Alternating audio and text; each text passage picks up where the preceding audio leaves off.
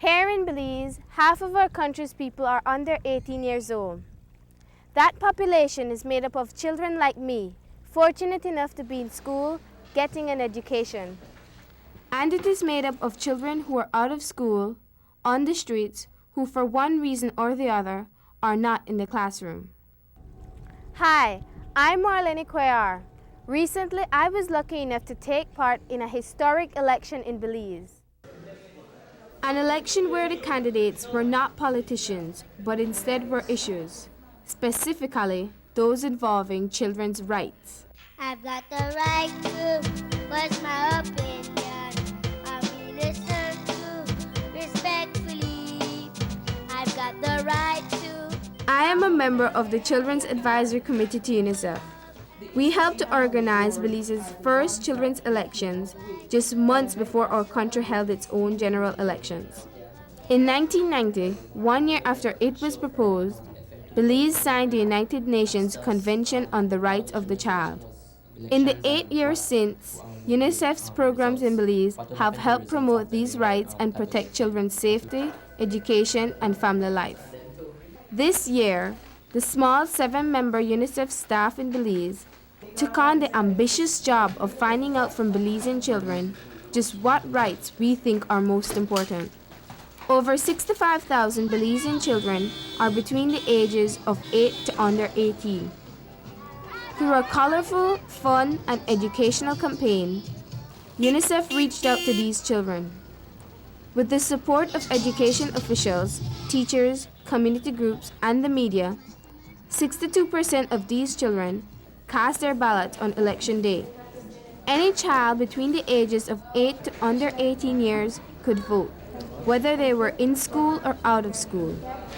May 28, 1998 was the historic date, a day when 41,567 Belizean children cast their ballots, voting for which of 9 children's rights is the most important to them. We've got the right to play with our friends. We've got eras that are just for us. We've got the right to a safe environment, free from violence and gangs and drugs. First, UNICEF asked us, the 10 members of the Children's Advisory Committee, what we thought.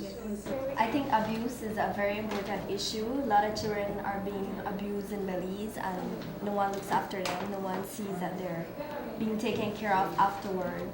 Education, well, the right to go to school, that's very important for the children of Belize because there are many children who are in Belize who haven't got the chance to go to school, who are on the street side, they have to work to sustain their family. So I think the most important one to me is participation, like what we're doing here, because we're saying what we think about it. Our voices are being heard, and we learn from each other. And what did I think? Well, to me, the most important is the family. Because, everything starts off from your family. It's the way you're raised. It's the house you live in. It's what food you get, whether they send you to school. To me, everything stems from that. All if you have a loving family and a safe environment. Also on the Children's Advisory Committee is Manuel Ash, who is a resident at the Princess Royal Youth Hostel of Belize. After we voiced our opinions, the next step was for us to go out and canvass our peers, ask our friends and neighbors what they thought was their most important right as children. Number one, this is like what I get from children on the streets, no? Say, make the government plan a party for all of we children every weekend. That is like children that needs a little activity, a little fun during the weekend. Like when they don't really go to school, but they're there on the streets asking people like $1, 25 cents, or whatever, right? And I met one little boy who told me that that is what he thinks, right? When I told him that this election is coming up, and that's what he told me, that's very important to him, because like normally on the weekends he's lonely, has nothing to do other than getting into problems. During the very active 3 months or so it took to organize the elections, UNICEF kept one major concern in mind: that all efforts be made to give out-of-school children the same opportunity to speak out and be heard like we, the children in school, would have. This would not have been possible without the wonderful support we received from the Ministry of Human Resources and 3 active community-based organizations who helped to spread the materials to out-of-school children, who spoke with them, and who managed specially placed booths on election day. The Belize Family Life Association, the BFLA, the National Organization for the Prevention of Child Abuse, NOPCA, and the YMCA. Together with the ministry's community development officers, they reached out, and of the votes cast on election day, almost 1,200 were by children who are not in school. The rest of the voting was done by students, and it is the support of the Ministry of Education, district education officers, and teachers who helped to make this happen. It was their enthusiasm which made the children's election the tremendous success it was. In fact, teachers were so enthusiastic that although children under 8 years could not vote, teacher Sakina of Sister Clara Mohammed School and her infant classes held their own creative and educational version of the election. Here is saying, children should have the right to live in a home with a family who love them, treat them well. If you want to make sure they know you want to live in with your family who love you, you vote for this one. But if you are worried about the place that you live and you want to live in an area where your home is safe from drugs, safe from gangs, and safe from violence, then you would vote for this one. Like teacher Sakina, me and my friends in the Children's Advisory Committee went all out to explain the 9 rights presented on the ballot sheet. Apart from the school and street talks and meetings, these 9 rights were colorfully advertised and promoted in posters, flyers, radio, and TV shows.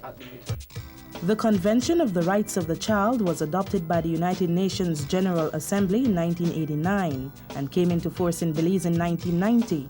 Under the convention, a child is anyone below the age of 18. May 28 is election day for Belizean youth. Which one right is the most important to you? If you are between the ages of 8 and 18, let your voice be heard. And the rights are: right to voice my opinion, right to rest and play, right to attend school, right to abstain from hard labor, right to a peaceful, loving home and family, right to an environment free from drugs, gangs, and violence, right that nobody hurts my body or my feelings, right to equal treatment, right to healthy food. Vote for one right. Ballot boxes will be at schools, institutions, and public places. So be bright, know your right. It's your election. Make your selection. Raise your voice and just be heard. Do what's important right now. Yeah! After talking to all the children, we received hundreds of opinions. So you can imagine that arriving at a reasonable number to place in the ballot sheet was no easy task. Here's how we arrived at 9. Together with the UNICEF staff, the Children's Advisory Committee grouped the results into categories. When you spoke with the people that you met on the street or at the hostel, whatever, what were the other important issues that came up? For example, abuse. That came up, I guess, from all of us. All of us had a problem, had someone who brought up abuse as being a right to be brought out. And I think this would be the one that a lot of people brought out because it's a problem that we have in Belize. And I know another one that I got a lot was freedom of expression.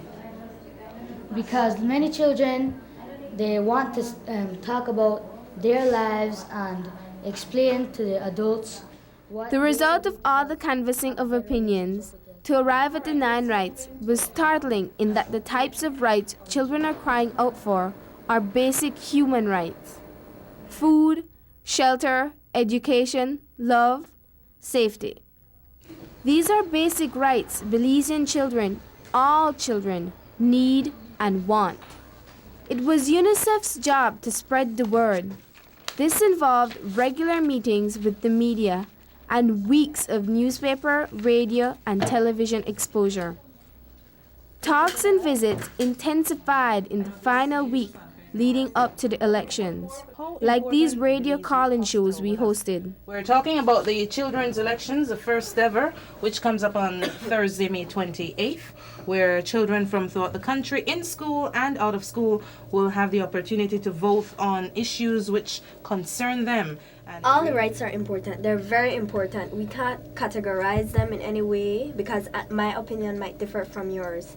So I don't only want to see the children inside the schools vote, but we want to see them outside of school to vote because they are as important as the ones in school.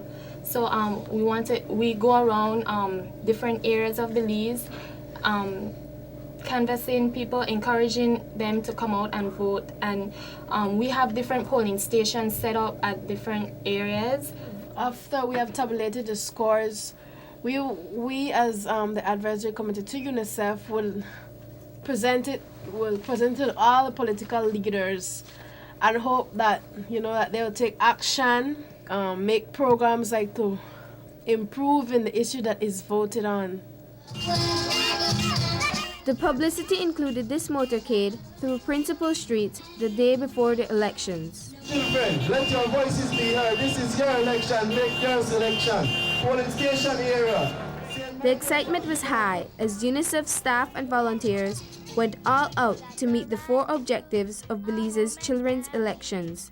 These were to create and promote awareness of the basic human rights of children as set out in the UN Convention on the Rights of the Child, to promote children's participation, to help prepare children for the real-life issue of voting in national elections by exposing them to the voting process, and to capture the attention of political leaders regarding the issues which the children consider to be the most important. One of the UNICEF organizers I worked closely with is Sandra Hall, their operations officer.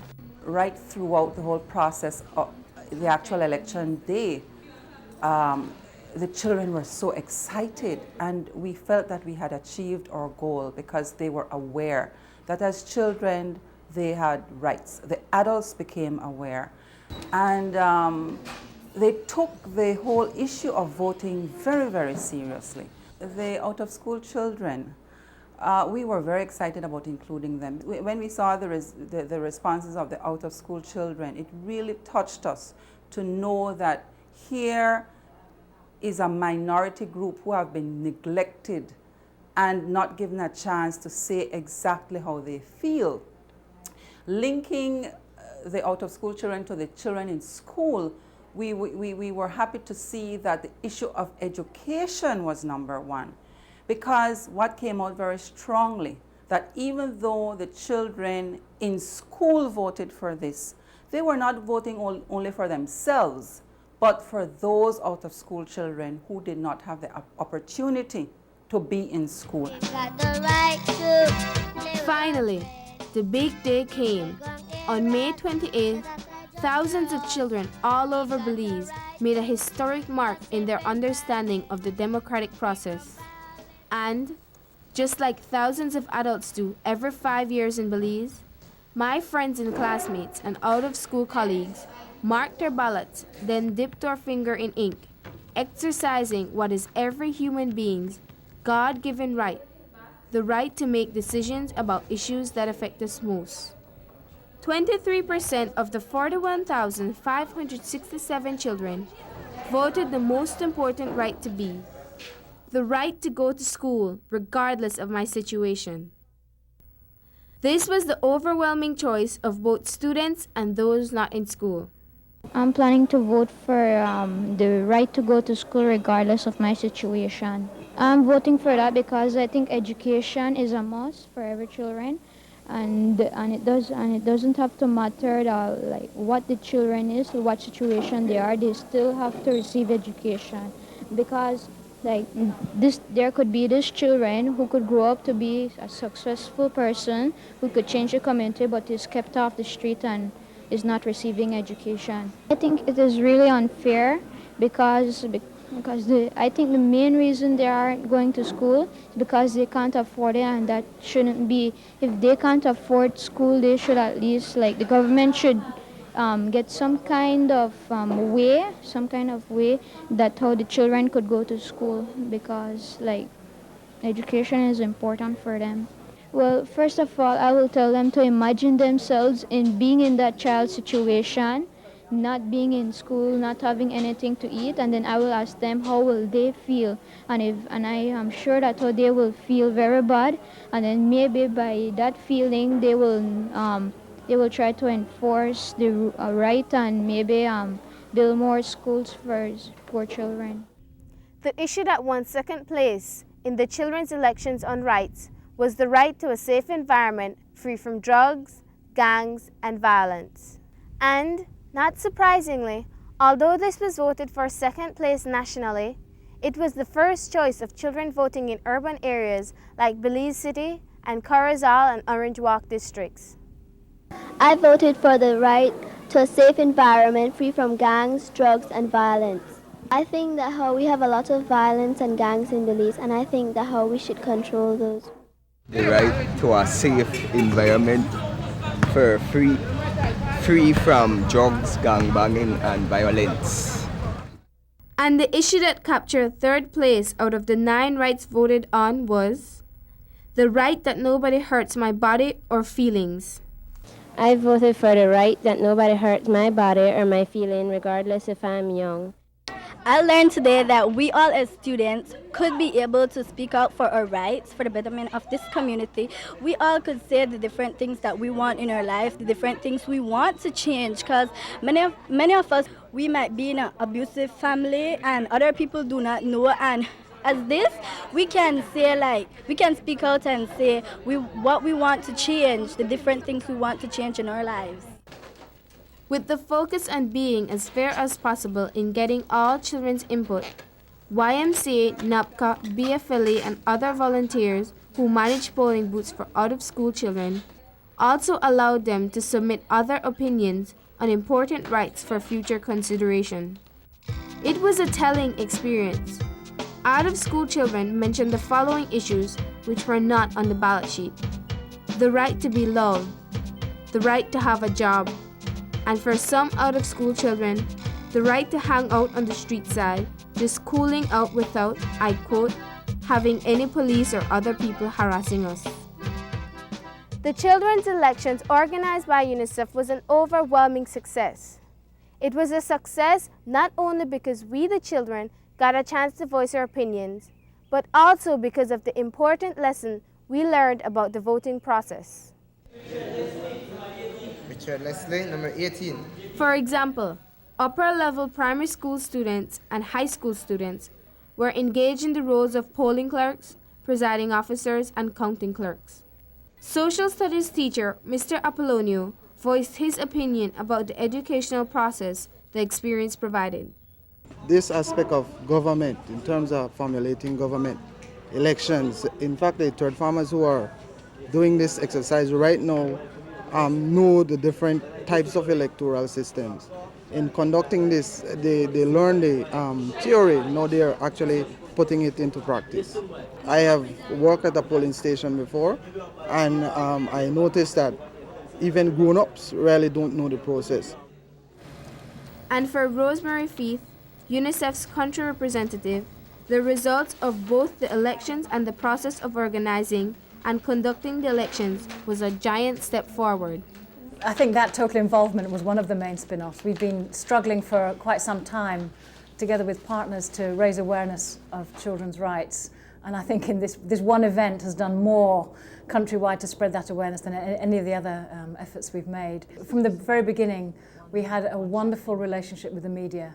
We involved them at the planning stage. The other area is how to really reach out to those children whose rights are the most compromised, which is children who have fallen out of the education system, children out on the streets. And we were really successful, I think more successful than we even ever anticipated, in reaching out to those children through the help of the NGO community. And it's made a whole lot of new friends, a whole lot of new alliances. The results of the children's elections were presented to political leaders. The timing was perfect. as Belize faced its 1998 general elections just months after the children had their say. The overriding consensus of politicians was that the elections are very useful to all policymakers since it puts children's rights in order of priority as seen by our children. This children's election is useful to all policymakers because it puts these rights in order of priority as seen by our children. We as the kids, we have a choice to see what we want for our country, what we can do to help. And with this, maybe the Prime Minister, the ones in politics can help us to see what is affecting our young youths today. Enriching, educational, fun, and exciting. These are the words that describe the fascinating experience we, the children of Belize, were involved in. The first children's elections in Belize has given me an even deeper appreciation of how precious I am as a child and how important my rights are. We and the adults of Belize matured as a nation because of the children's elections. And if by the time I have grown up and I see that nothing much has been done about these children's rights, then who knows, you may just see me and some of my friends on the ballot sheet asking for your vote so that we may make these rights a reality. We got the right to hard labor. I should not work when it's time for school. I've got the right to an education. No matter my problems, I can learn to. So be bright, know your right. It's your election. Make your selection. Raise your voice and just be heard.